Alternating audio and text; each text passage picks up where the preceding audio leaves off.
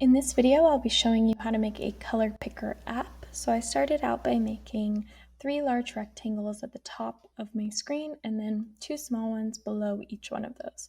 This is going to be where we display our R, G, and B values, and then we'll have a plus button and a minus button for each. So go ahead and pause the video and create these boxes now, and then we'll go ahead and get started. So we'll make a variable for R, a variable for G, and a variable for B. The Code Naturally app uses R, G, and B values for our color codes. So this is how we're going to be able to come up with color codes that are unique that you can use. So right now I have my boxes divided into R, G, and B boxes. So in the first upper left-hand box, I'm going to do text, and in the quotation marks, I'll put a capital R and a colon, and then I'll do right after that plus R. I'm going to do a comma 100, comma 100, and I'm just going to change up the text font and text size just to make it look a little bit better. It's a little bit too big, so you want it to fit inside of there. And know that these values will go up to 3 digits long, so you want to make sure that you have enough space for all 3 digits to appear inside of the box. All right. So once I get this to a place that I like it at, it'll make it actually a lot easier for me to do the G and the B. That's something you'll notice in this project, is that each one of the boxes, each one of the 3 boxes kind of mirrors the other one that's next to it. So I'll just change that to G plus G, and then I just need to make it so that it's at, instead of being at 60, I'm going to move it over to 260 because it's 200 spots over. So then I'll do the same exact thing for B, which is 200 spots over from where G is. So it'll be at 460, making sure that you change the text that's displayed, the variable that's added, and the X location. All right, so we've got our R, G, and B displayed. And right now they're just at 0 because we haven't really made a way to modify them. So the next thing that we're going to do is add in some plus and minus signs inside of our other boxes. So we'll do a text and we'll do a plus sign displayed at, let's just start at 100, 200, see where that leads us. So when you use different fonts and different text sizes, it can be a little bit tricky to get them exactly where you need them to go. So just play around with those numbers until you get it in a spot that you like the way it looks. You don't have to make it totally perfect right in the middle if you don't want to. It doesn't really matter. But we'll do our plus sign and then our minus sign, and then you'll see that we'll just duplicate these, changing the X value to move our plus and minus signs over.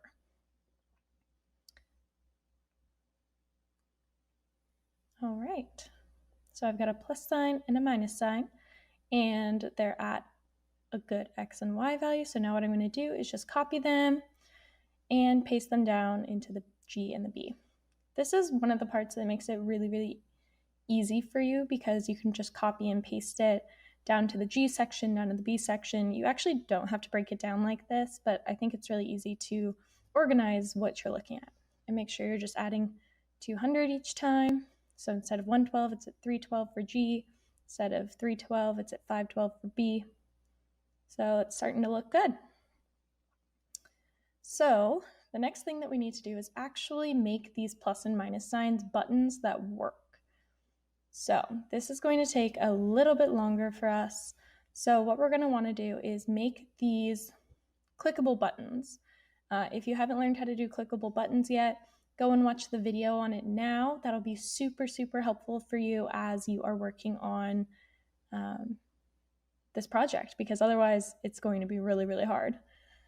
So we're going to go down to our R section, and you'll see that it starts to get mad at you. I'm just going to comment it out. I'm going to do if mouse X is greater than 100 and less than 150. And then I'm going to do the same thing for the Y value. So I'm going to do if, and then in parentheses, mouse Y is greater than 200 and less than 250. Then I'm going to say if the mouse is pressed. Then I'm going to say if R is less than 255. And the reason that I want to do this is because on the RGB scale, the numbers only go up to 255. So I want to make sure it doesn't go above that. So what I'm going to put in there is R equals R plus 5. You can make this a bigger number, you can make it a smaller number. It's just how much you want the R to go up by. Then I'm going to say mouse X equals 2000. And this is what's going to make it so that when I click, it only moves up by 5 every time. If you get rid of that line, when you press, it'll add a bunch of clicks all at once. So you just want one click at a time. So we're just going to have mouse X equal 2000. And we're going to do the exact same thing. So that was our plus sign. We're going to do the exact same thing for our minus sign, changing the Y values. Our X values are exactly the same.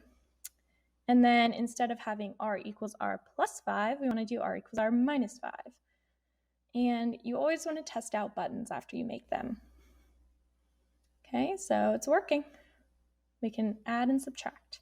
So what I'm going to do is just copy all of this and use it for G and use it for B. And we've been doing this pretty much this whole project, and it's really, really easy to do because you just have to change the X values for this now. The Y values should all match up because the buttons are all in line with each other. You just have to change the R's to G's. All right, so now we have a plus sign and a minus sign for G that work. And then we're going to do the exact same thing for B. And always, always, always test your buttons after you make them. So we'll go down, make one for B. Like I said before, we're just changing the X values, and we're changing all of those R's to B's this time. So change your X values, and then change all of your R's to B's. All right. So we'll test it out, make sure it's working. Looks good to me. So now our R, G, and B values can go up and down, but we don't know what number or what color is actually being displayed. So what we're going to do is we're going to make a background at R, G, and B. That way we can see what the color looks like in the background. This is an awesome project to have open while you're working on another project where you're trying to find that perfect shade of green or that exact shade of purple that you want for your background or for your character. So this is a really fun project for you to use and to use as a resource for your other projects.